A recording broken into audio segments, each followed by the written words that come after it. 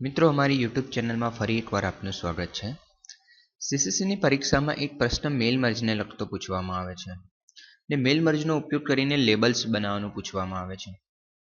તો મેલ મર્જનો ઉપયોગ કરીને લેબલ્સ કઈ રીતે બનાવશો એ આપણે આજે આ વિડીયો દ્વારા તમને સમજાવીએ।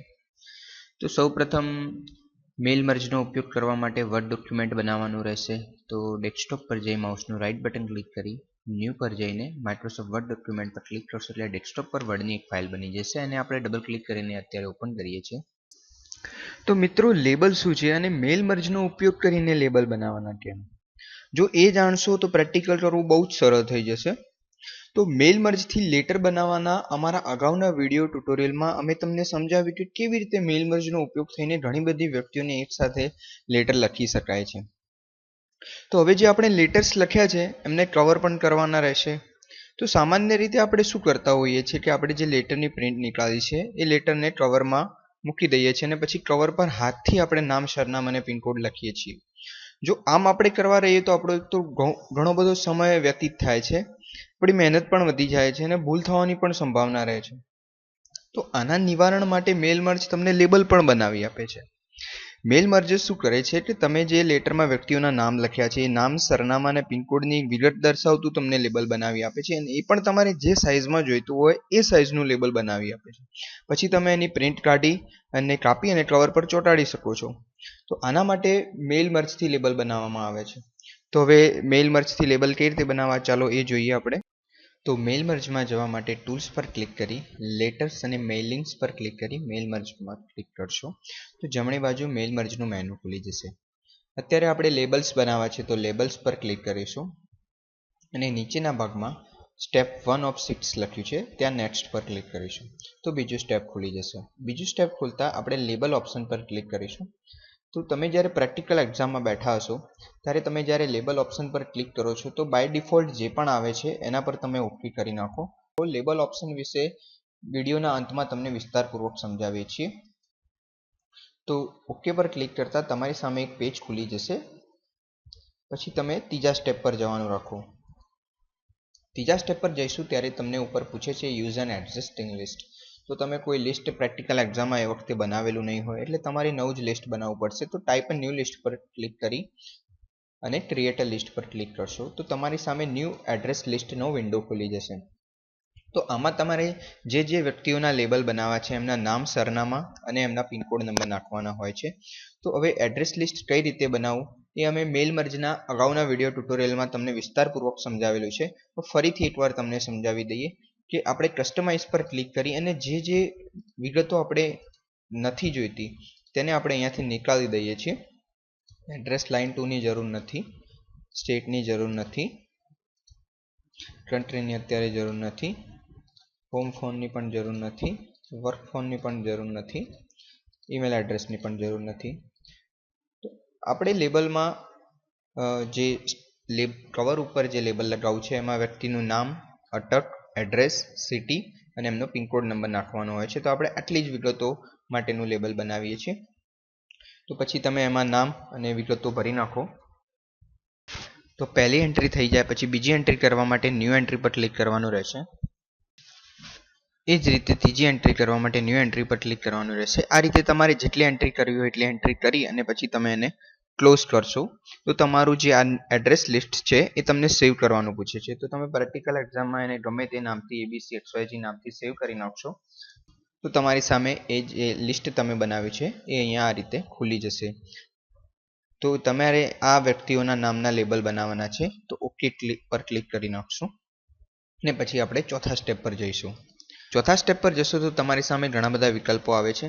પ્રેક્ટિકલ કરવા માટે તમને સરળ પદ્ધતિ એ જ રહેશે કે તમે મોર આઇટમ્સ પર ક્લિક કરો।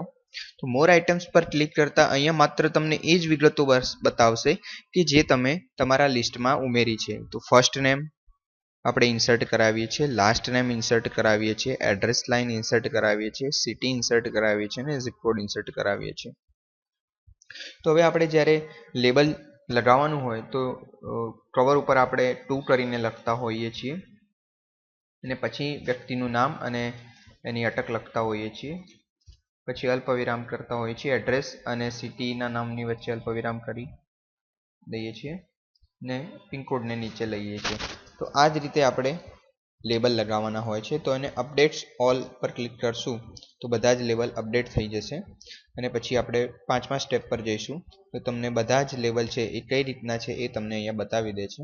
તમારે જોવા હોય તો તમે અહીંયાથી જોઈ શકો છો રિસિપન્ટ્સ 1 2 3 4 અને તમે જ્યાં છેલ્લું સ્ટેપ છે કમ્પ્લીટ ધ મર્જ એના પર ક્લિક કરશો એટલે તમારું જે મેલ મર્જ છે એ કમ્પ્લીટ થઈ ગયું છે. પ્રિન્ટ પર ક્લિક કરશો તો બધા જ લેબલ એકસાથે પ્રિન્ટ થઈ જશે. અને અત્યારે જોવા માટે એડિટ ઇન્ડિવિજ્યુઅલ લેબલ્સ પર ક્લિક કરીએ છીએ અને ઓલ પર રાખીને ક્લિક કરીએ છીએ તો બધા જ જે આપણા લેબલ છે અહીંયા બની ગયેલા બતાવે છે આપણને. તો એને સેવ કરવા માટે ફાઇલ પર જઈ સેવ પર જઈ ડેસ્કટોપ પર જઈ આપણા રજિસ્ટ્રેશન નંબરના આપણા નામના ફોલ્ડરમાં આપણે એને સેવ કરી દઈએ છીએ. તો મિત્રો લેબલ ઓપ્શન્સ વિશે થોડું વિસ્તારપૂર્વક સમજાવીએ. અત્યારે આપણે જે લેબલ બનાવ્યા એ આપણે કવર ઉપર ચોંટાડવા માટેના બનાવ્યા. તો લેબલ ઘણી બધી જાતના હોઈ શકે. માની લો કે આપણા ઘરે કોઈ પાર્સલ આવે છે તો તમે એના પર જોઈ શકો છો કે મોટી સાઇઝના લેબલ હોય છે. તો આપણે એ પણ અહીંયાથી બતાવી દઈએ કે 2163 મિની શિપિંગ પર ક્લિક કરીએ છીએ તો આપણને આ સાઇઝના લેબલ મળે છે. એ જ રીતે તમારે સાઇઝ બદલવી હોય તો તમે અહીંયા જુદી જુદી સાઇઝના જોઈ શકો છો. તો એ જુદી જુદી સાઇઝના આવે છે લેબલ. તમે ફાઇલ ફોલ્ડર પર ક્લિક કરશો તો ફાઇલમાં જે લગાવવાના આવે છે લેબલ એ સાઇઝના લેબલ બની જશે અહીંયા. એ જ રીતે તમે અહીંયાથી ડિસ્કેટ કરીને પણ જોઈ શકો છો તો એ સાઇઝના આવે છે લેબલ. તમે અગર સ્ટીકર બનાવવા છે તો બજારમાં સ્ટીકર પેપર તૈયાર મળે છે. તો એ સ્ટીકર પેપરની સાઇઝ જોઈને પણ તમે અહીંયાથી સ્ટીકર બનાવી શકો છો. તો હાઇટ અને વેઇટ તમે જોઈને અહીંયાથી ક્લિક કરીને જોઈ શકો છો. તો તમે સ્ટીકર પર પણ ડાયરેક્ટ પ્રિન્ટ નીકાળી શકો છો. તો આ રીતે જુદી જુદી સાઇઝના લેબલ હોય છે. તો મિત્રો ફરીથી એકવાર મેલ મર્જનો ઉપયોગ કરીને લેબલ કઈ રીતે બનાવવા એનું રિવિઝન કરી નાખીએ આપણે. તો સૌપ્રથમ ડેસ્કટોપ પર જઈ વર્ડ ડોક્યુમેન્ટ બનાવવા માટે ન્યૂ પર જઈ અને માઇક્રોસોફ્ટ વર્ડ ડોક્યુમેન્ટ બનાવીશું અને ડબલ ક્લિક કરીને ઓપન કરીશું. મેલ મર્જ ચાલુ કરવા માટે ટૂલ્સ પર જઈ લેટર્સ મેલિંગ પર જઈ મેલ મર્જ પર ક્લિક કરશું. જમણી બાજુ મેલ મર્જનું મેનુ ખુલી જશે. ત્યાં લેબલ્સ પર જઈ બીજા સ્ટેપ પર ક્લિક કરીશું. લેબલ ઓપ્શન ક્લિક કરીશું. પ્રેક્ટિકલ એક્ઝામમાં બેઠા છો તો બાય ડિફોલ્ટ જે પણ આવે છે એના પર ઓકે કરી નાખીશું.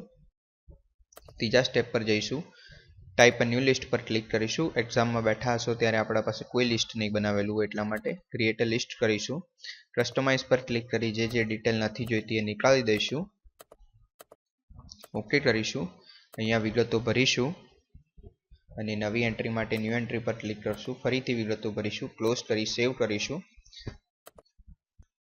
સેવ કરીશું એટલે આપણી સામે જે આપણે લિસ્ટ બનાવી છે એ ખુલી જશે. અહીંયા એના પર ઓકે કરીશું.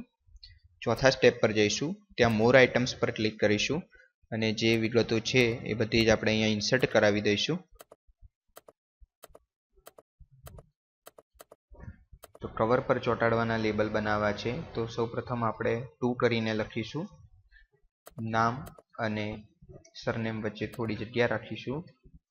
એડ્રેસ અને સિટી વચ્ચે અલ્પવિરામ મૂકી જીપ કોડને નીચે લઈ લઈશું. આ જ રીતે અહીંયા અપડેટ ઓલ લેબલ્સ પર ક્લિક કરીશું એટલે બધા જ લેબલ અપડેટ થઈ જશે. અને પછી 5મા સ્ટેપ પર જઈશું તો તમને લેબલ બતાવી દેશે.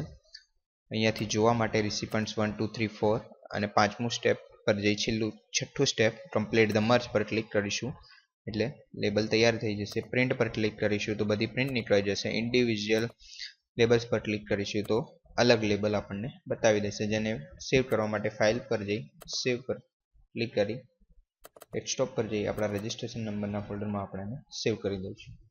તો મિત્રો આશા રાખું છું કે આ વિડીયો દ્વારા આપને મેલ મર્જનો ખ્યાલ સારી રીતે આવ્યો હશે.